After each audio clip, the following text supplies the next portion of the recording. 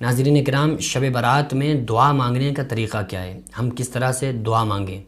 تو سب سے پہلے میں آپ کو بتا دوں کہ جو شب برات میں جو سب سے زیادہ اہم جو عمل ہے اور جو سب سے پسندیدہ عمل ہے وہ دو عمل ہیں، ایک توبہ ہے اور دوسرا دعا ہے۔ تو توبہ ہم کریں اور دعا مانگیں، تو ان دونوں کے طریقے کو سمجھ لیں کہ ہم توبہ کس طرح سے کریں اور دعا کس طرح سے مانگیں۔ بعض لوگ کہتے ہیں کہ استغفر اللہ پڑھ لو معافی ہو جائے گی۔ تو دیکھیے، زبان سے صرف زبانی توبہ قابل قبول نہیں ہوتی ہے۔ صرف زبان سے کوئی انسان استغفر اللہ پڑھ لے، نہ ہی وہ جان رہا ہے کہ یہ کیا ہے، نہ ہی وہ سمجھ رہا ہے اس کا معنی کیا ہے، تو اس طرح سے توبہ اس کی قابل قبول نہیں ہوگی۔ بہرحال حدیث پاک میں آتا ہے الندامہ توبۃ، گناہوں پہ شرمندہ ہونا توبہ ہے۔ تو ہم کو چاہیے کہ ہم اس رات میں، شب برات میں خوب اللہ رب العالمین سے گناہوں پہ اپنے شرمندہ ہوں اور توبہ کریں۔ آپ صلی اللہ علیہ وسلم نے فرمایا کہ جو بندہ شب برات میں جاگتا ہے اور اس کے بعد اگلے دن روزہ رکھتا ہے، یعنی کہ 15 تاریخ پھر وہ روزہ رکھ لیتا ہے، تو اللہ رب العالمین اس کے پوری پچھلی سال کے گناہوں کو معاف فرما دیتا ہے۔ پوری پچھلی سال کے گناہ اللہ رب العالمین اس کو معاف فرما دیتا ہے اور اس کو ایک سال بالکل اس سال پاک بنا دیتا ہے، پاک و صاف فرما دیتا ہے۔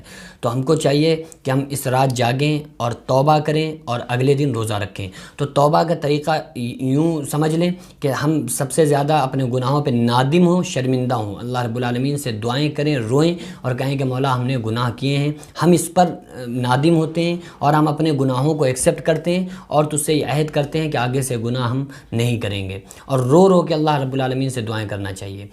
دوسری چیز یہ ہے کہ جو ہم دعا مانگتے ہیں تو دعا مانگنے میں کچھ طریقے ہمارے غلط ہو جاتے ہیں۔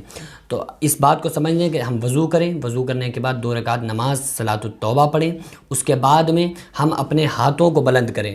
ہاتھوں کو جب بلند کریں تو جو کوہنی ہوں گی تو ہمارے جسم سے، یہ پیٹ سے الگ رہیں گی، اس طرح سے ہاتھ پھیلے ہوں گے اور یہ ہاتھ یوں ملے نہیں ہوں گے بلکہ تھوڑا اس میں ہاتھ جو کشادہ ہوں گے۔ تو اس طرح سے ہم کو ہاتھ پھیلا کے دعا مانگنا ہے۔